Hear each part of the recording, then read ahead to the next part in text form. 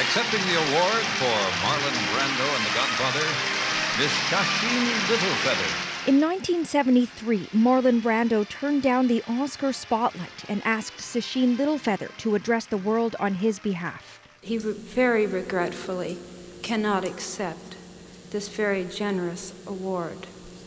And the reasons for this being are the treatment of American Indians today by the film industry. Excuse me.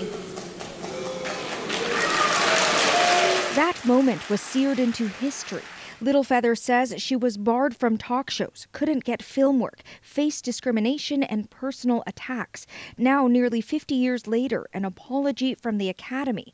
In a letter, its president said, "The abuse you endured because of this statement was unwarranted and unjustified. The emotional burden and the cost to your own career are irreparable."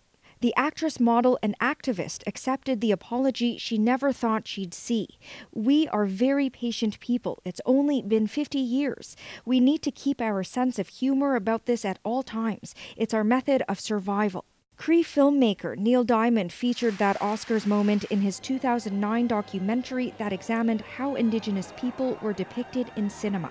We're always portrayed as either savage, noble, and but not really human, you know. But that is changing. In movies like Prey, Indigenous characters play the heroes instead. It's definitely a wave. It's a movement. Marie Clements remembers watching Littlefeather's speech and says it influenced her work.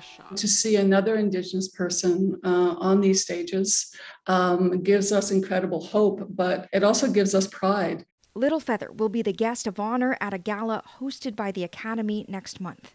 Lisa Chang, CBC News, Toronto.